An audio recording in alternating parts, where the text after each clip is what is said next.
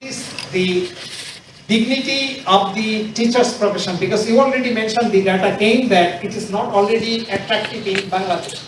There are so many reasons, but this is one of the major reasons also. On the job and on the job training or continuous learning. Recognize this report, because this report I am talking only few words, but it has been discussed in the report also. Gap is CPT described but not structured, no cycle standards and tracking, no linkage with career progression. This is very much important. These days I identifies the dissatisfaction and unclear promotion system. So this is also this our understanding should be on the same pace on Bangladesh progress, our gaps, our challenges, and based on that, how should be the 96 recommendation of this workshop that lies with you. Stakeholder, I hope most of the stakeholders are here, and if there is any absent, they will come and join, and we will request BNC to share with them online. Those are not representing today, although they are part. Action-oriented recommendation we are expecting from all of you in the revised strategy that UNESCO and Ministry joined into. And coordination strengthened, ownership strengthened should be there. So, as it was mentioned, my name is Yaman Abdul, and I'm a program specialist in the section for teacher development based at UNESCO headquarters. I've been working in Bangladesh for now over 2 years. From HQ involved in different processes and stages. So very happy to join you today, and I'm here with my colleague, Matthew. Thank you, Leo. Good morning, colleagues, and it's lovely to meet many of you, I think, for the first time. My name is Matthew, and I lead UNESCO's global work on teacher education and teacher professional development. And within our section for teacher development, I'm also leading the revision of the 1966 recommendations. So it's my great honor to join you today to speak with you briefly about the recommendations, their history, their development, and what's happening moving forward as they continue to be revised. So I think we have a very short presentation. Faisal, should we and that they proceed apply to to that? all levels of education, public and private, from early childhood to higher education. So thinking then specifically related to the topics that you're discussing about initial teacher education and continuing professional development, there are some that are very targeted, such as initial preparation for teaching, high quality teacher education, in-service teacher education, and others that I would say are peripheral, but still related, still complementary. Things like thinking about time and conditions for professional. So very briefly, as I mentioned, there'll be 2 independent expert groups that will be formed to support the revision of the recommendations. We are currently convening them right now, and so we envision that their work will commence very shortly. And they will represent workers, groups. দিয়েছেন তাকে একটি চমৎকার presentation দিয়েছেন। আমি খুব মনোযোগ দিয়ে শুনতেছিলাম এবং স্লাইডগুলো দেখতেছিলাম। আমি আসলে আমার এই শিক্ষা মন্ত্রণালয়ে কাজ করার অভিজ্ঞতা খুব কম। আমি নভেম্বরের 6 তারিখে শিক্ষা মন্ত্রণালয়ে যোগদান করেছি। কিছুদিন আমি কলেজ অনুবিভাগে ছিলাম। তা আমি যোগদান করার পরে আমি দেখলাম আমার রুমের সামনে প্রচুর শিক্ষক লাইন ধরে দাঁড়িয়ে আছে। তো বিষয়টা দেখে আমার কাছে খুব খারাপ লাগলো। তো আমি প্রথমে একটু জানার চেষ্টা করলাম যে why they are standing here. তো আসলে তারা অনেকগুলো ইস্যুস তাদের মানে পেন্ডিং। এর ভিতরে অন্যতম ছিল তাদের প্রমোশন। যেমন আপনি আবার এট দ্য সেম টাইম আমাদের মানে বেসরকারি স্কুল, বেসরকারি কলেজ আছে, আমাদের মাদ্রাসা আছে। এখন এই আমাদের রিক্রুটমেন্ট গুলো কিরকম আপনি চিন্তা করেন যে যেমন যে গভর্নমেন্ট কলেজগুলি বা গভর্নমেন্ট স্কুলগুলি, এগুলো recruitment done by public service commission. আপনি যদি বেসরকারি কলেজ, এখন যদিও আমরা এনটিআরসি করেছি, কিন্তু বিফোর দ্যাট এগুলো মানে এই সমস্ত জায়গায় নিয়োজিত করা ম্যানেজিং কমিটি। এখন এই ম্যানেজিং কমিটি আবার form by the political leaders. তারা তাদের ইন্টারেস্টে কাকে নিয়োগ দিবেন, কোন টিচারকে, এটা তারা ডিসাইড মানে এই করতে পরীক্ষা যিনি মানে কি বলে 4th বা 5th হতেন, যদি মনে করে যে ওকে নেওয়ার দরকার, এবং এখানে একটা কি বলে এক ধরনের মানে বাণিজ্য হয়েছে এভাবে শিক্ষক নেই, এবং সেই তারা এখন দে আর যে সিনিয়র টিচার এখন বিভিন্ন স্কুল এবং বিভিন্ন কলেজে। কিন্তু তাদের হচ্ছে কি মানে তারা তো আসলে যে শিক্ষাটা যে মানে পাঠদান দেওয়ার ব্যাপার, সেটা সেই জন্য আমি এখানে যারা উপস্থিত আছেন আপনাদের সকলের প্রতি আন্তরিক কৃতজ্ঞতা, এবং আমাকে একটু কথা বলার, এখানে আমি যদিও মানে শিক্ষা বিষয়ে বিশেষজ্ঞ না, বাট আমি এখানে যেহেতু কাজ করি, আপনাদের সাথে থাকি সারাদিন, এই কারণে আমার হয়তো কিছু ধারণা তৈরি হয়েছে। তো আমি মনে করি যে আপনাদের এই রিকমেন্ডেশনগুলো আমাদের জন্য সামনের দিনগুলোতে আমাদের জন্য পাথরভাবে মন্ত্রণালয়ের পলিসি মেক করার ক্ষেত্রে অনেক সুযোগ তৈরি হবে, সেই প্রত্যাশা রেখে আপনাদের সকলকে ধন্যবাদ জানিয়ে আমি আমার বক্তব্য শেষ করছি। সকলকে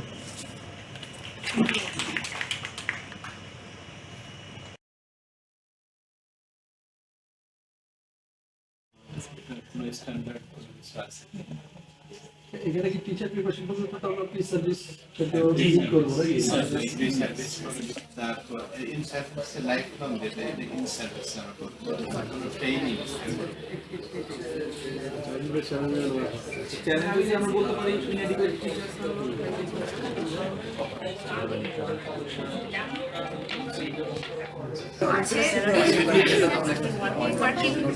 working condition.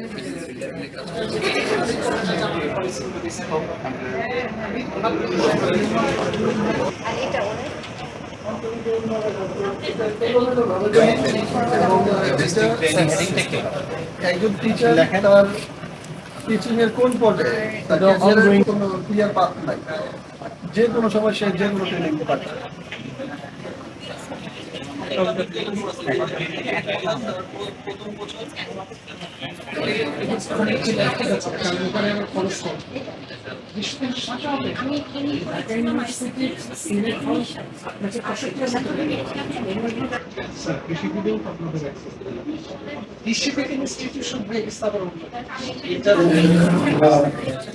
আমাদের এই গ্রুপটিতে আমরা কাজ করেছি এনসিটিভি, বিএডিপি এবং বেবেস। আমাদের সঙ্গে আরো দুটো অর্গানাইজেশনের কথা ছিল, মবমি এবং আমাদের ডিপি।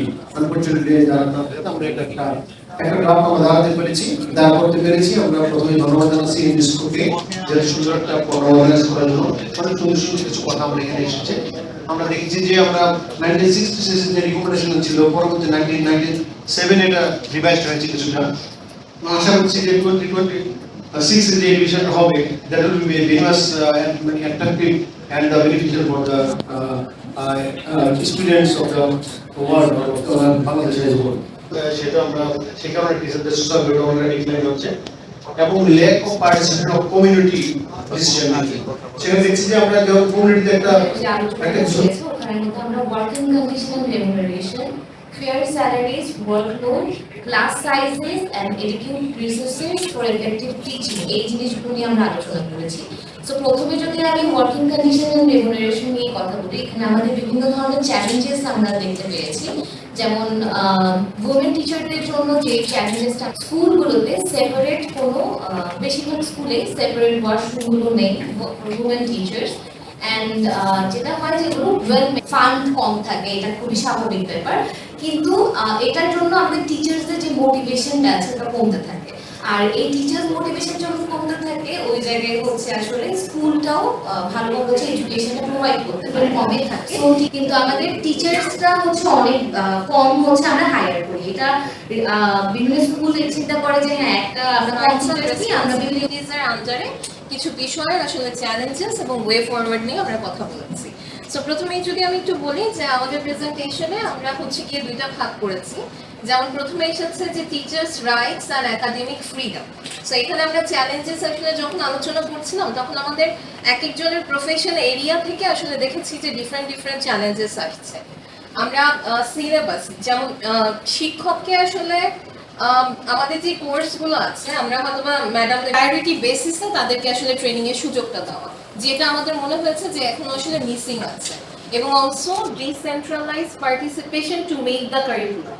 এমনও হতে পারে যে আমরা কিছু আসলে কোলাবোরেশনের কথাও চিন্তা করে যে কলেজগুলো আছে, আমাদের যে সাবজেক্টগুলো আছে যেগুলো আসলে কোর এরিয়া আসলে সেম, ওখানে আসলে আমরা একসাথে যদি কোলাবোরেশন করি আমাদের আসলে ক্যাপাসিটি যেরকম বিল্ড হবে সেরকম আমরা দেখা যাবে যে মোর আসলে কনটেক্সচুয়াল একটা সিলেবাস এবং হচ্ছে কি নলেজ স্টুডেন্টদের জন্য এখানে আমার নেই। বাট সিমিলারলি যেই ফিডব্যাকগুলো এসেছিল এই ফিডব্যাকগুলোর উপরেই আমরা সবসময় কাজ করছি। বোথ আইএলও, ইউনেস্কো এবং রিকমেন্ডেশনে যে 13টা জিনিস ছিল এগুলো খুব সুন্দরভাবে আপনারা অ্যালাইন করেছেন। লাস্টলি যেটা আমি যেটা জিনিস 3টা পয়েন্ট এখানে অ্যাড করতে চাই। একটা হচ্ছে যে অনেকেই এসেছে যে কন্টিনিউয়াস প্রফেশনাল ডেভেলপমেন্টের কথাটা বারংবারই এসেছে।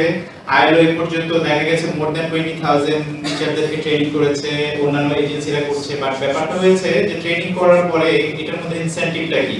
আমি ট্রেনিং নিয়েছি, আমি যদি এটাতে ইমপ্লিমেন্ট করি what's in it for me, আর যারা করছে না, so is the professional development should be packaged with the incentive and a proper framework. আমি যতটুকু অবগত আছি ইউনিসেফ, ইউনেস্কো, আইএলও অলসো আছি অবগত আছি অধিদপ্তর, টেকনিক্যাল অধিদপ্তর থেকে এডুকেশনাল ডিভিশন থেকে বলছিলাম। তো গ্রুপ বি তে আমরা সবাই আছি, নায়েম, নেফ, ঢাকা মহিলা পলিটেকনিক, বিয়াম, হুদা। আমি নায়েম থেকে মঞ্জুরুল ইসলাম বলছিলাম। আচ্ছা, আমরা আমাদের তাহলে তাকে অবশ্যই বিএড বা এমএড ডিগ্রি থাকতে হবে। আমাদের রিক্রুটমেন্ট প্রসেসে এটা ম্যান্ডেটরি নয়।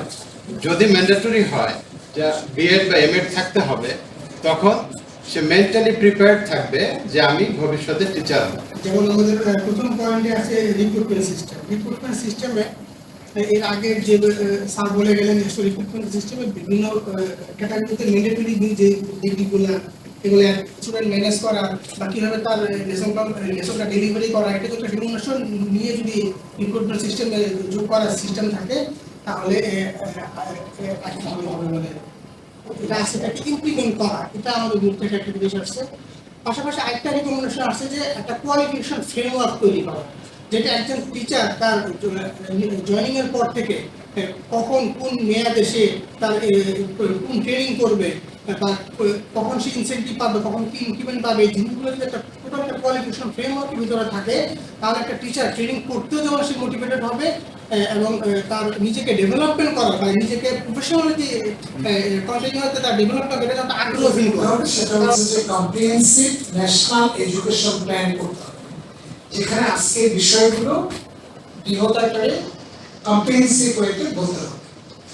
আর মর্যাদার প্রশ্নের সঙ্গে অনেক কিছু জড়িত, সেগুলো আপনারা বলেছেন শুধু স্যালারি নয়, এর বাইরেও। আমি একটা ছোট এক্সাম্পল দিই। আমি যখন প্রথম ভোটার হয়েছি, আমাদের থানায় বা উপজেলায় তখন 10টা ইউনিয়ন ছিল, 7জন চেয়ারম্যান হয়েছিলেন মাধ্যমিক শিক্ষা, এবং আমার ধারণা যে 14-15 জন প্রার্থী ছিলেন। মানে শিক্ষকের মর্যাদাটা তখন কিন্তু নেতৃত্বে যাওয়ার মতো ছিল। আমরা এবং বেশ কয়েকজন কিন্তু পরবর্তীতে এমপি হয়েছে। আপনি যদি লক্ষ্য করেন 80-র দশকে কিন্তু মাধ্যমিক শিক্ষার শিক্ষকরা রাজনীতিতে প্রবল দাপটের সঙ্গে ছিল। তখন কিন্তু বেতন এত বেশি ছিল না, কিন্তু সামাজিক মর্যাদাটা ছিল। সেই কারণগুলো আমাদের বের করে আনতে হবে যে কিভাবে তাদের সামাজিক অবস্থান তারা ধরে রেখেছে। আমাদের কিন্তু ওই জায়গাটা কাজ করতে হবে। আমি দুটো একসঙ্গে বললাম, লাইভ ওয়ার্কিংটা খুব ইম্পর্টেন্ট, যেটা আসছে আপনাদের মধ্যে। আমি নিজেও নেটওয়ার্কগুলোতে জড়িত, বিশেষ করে ক্লাইমেট এবং ডিজাস্টার ম্যানেজমেন্ট কাজ, যেহেতু লাইফ লং লার্নিং এর সঙ্গে এবং অনলাইন প্রফেশনাল নেটওয়ার্ক। একটি বিষয় আপনারা বলেননি, কিন্তু এটা কিন্তু যুক্তিযুক্ত ফিডব্যাক মেকানিজম। আমাদের আসলে স্টুডেন্টদের কাছ থেকেও শোনা উচিত যে শিক্ষকরা কতটুকু পারফর্ম করে। আমি শুধু বাংলাদেশে দেখেছি, বার্ড এবং আরডিএতে আছে, প্রশিক্ষণ দেওয়ার সঙ্গে সঙ্গে তারা ক্লাস শেষে কয়েক মিনিটের মধ্যে দেয়। এখন তো কোভিড টুলবক্সে সঙ্গে সঙ্গে বলে দিতে পারে যে আপনারা বলেছেন যে ফ্যাসিলিটেটরের ট্রেনিং যারা নিচ্ছে তাদের এটাও কিন্তু দরকার। আমি নাইবও জিজ্ঞেস করেছি যে ফ্যাসিলিটেটর একটা বিষয়, এবং যারা প্রশিক্ষণে আসে তারা শুধু ইনসেন্টিভের কথা না, তারা কতটুকু নলেজ গেইন করতে চান, ওই যে নলেজটুকু ধারণ করা, এই জায়গাগুলো সবকিছু মিলিয়ে আমাদের একটা কম্পিটেন্সি বেস ফ্রেমওয়ার্কও করা দরকার। এটা এসছে আলোচনা। তো আমি এই কয়েকটি বিষয় বললাম, আর আপনাদের যতগুলো বিষয় আমি কিছুটা লিপিবদ্ধ করেছি ওখান থেকেও নেব। আমার কাছে খুব ভালো লেগেছে যে আপনারা এই বিষয়গুলো তুলে ধরেছেন এবং সঙ্গে সঙ্গে ওয়ে ফরওয়ার্ড বা রিকমেন্ডেশন রয়েছে। ধন্যবাদ আপনাদের সকলকে, এবং বিএনসি ও ইউনেস্কো এবং আইএলও ধন্যবাদ। এই ধরনের কর্মসূচিগুলো থাকা উচিত, চলমান রাখা উচিত। ধন্যবাদ। তারিখ নিয়ে সমন্বয়ের অভাবের কারণে আমাকে আসলে আরেকটি অনুষ্ঠানে অংশগ্রহণ করতে যেতে হচ্ছিল। আমি মিস করেছি, তবে আমি আশা করি যে ওয়ার্কশপের যে সাজেশনগুলো উঠে এসেছে এবং আলোচনাগুলো উঠে এসেছে, আমি মনোযোগ দিয়ে পড়ে যেটা মিস করেছি সেটা তুলতে পারবো। আপনাদেরকে অসংখ্য ধন্যবাদ। আসলে পলিসি ডায়ালগগুলো আমরা জানি ওই আইএলওর যিনি আছেন উনি বলছিলেন যে আসলে এগুলো বারবার রেস করতে থাকতে হয়। এটা অনেক সময় যুগের পর যুগ রেস করতে থাকতে হয়, তারপরও কখনো কখনো হয়তো একটু আলোর মুখ দেখে বা দেখে না, কিন্তু তারপরও বিদ্যমান সমস্যাগুলো, এমনকি এই ধরনের স্পেসে এসে যখন পেশাদার কাজে যুক্ত ব্যক্তিগণ এমনকি তাদের ক্ষোভটার কথাও যদি বলতে পারেন, সেটাও এক ধরনের লাভ, সেটা তার জন্য একটা রিলিফ যে এগুলো বয়ে বয়ে আমাদের কাজ করে যেতে হয়, এগুলো মাথার উপর নিয়ে আমাদের কাজ করে যেতে হয়। কিন্তু এগুলো যখন আলোচনার টেবিলে আসে এবং সহকর্মীদের কাছ থেকেও আমরা একই ধরনের বাস্তবতার কথা শুনি, তখন অন্তত আমরা এটা ফিল করতে পারি যে না, আমরা একা না, সবাই কোনো না কোনো ধরনের সমস্যার মধ্যে দিয়ে কাজ করে যাচ্ছে।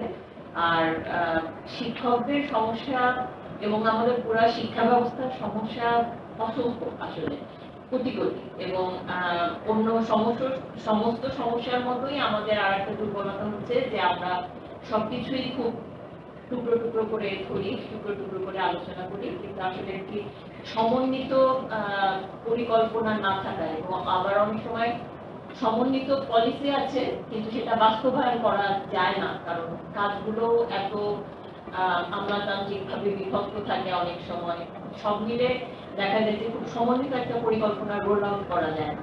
তো আমি সবাইকে আহ্বান করব যে এই ছোট ছোট উদ্যোগ গুলো থেকেও যেটুকু নেয়ার, যেটুকু আশাবাদী হওয়ার, সেই আশাটুকু যাতে আমরা রাখি, এবং সবচেয়ে বড় কথা হলো আমরা যেন এই ধরনের আয়োজনগুলোতে যেগুলোতে পলিসি মেকিং নিয়ে আলোচনা হয়, অন্তত সত্যিকারের সমস্যাগুলো আমরা যেন কোনো ধরনের ভয়ভীতি বা বিবেচনার বাইরে গিয়ে আমরা যেন সত্যিকার সমস্যাগুলো টেবিলে আনতে পারি।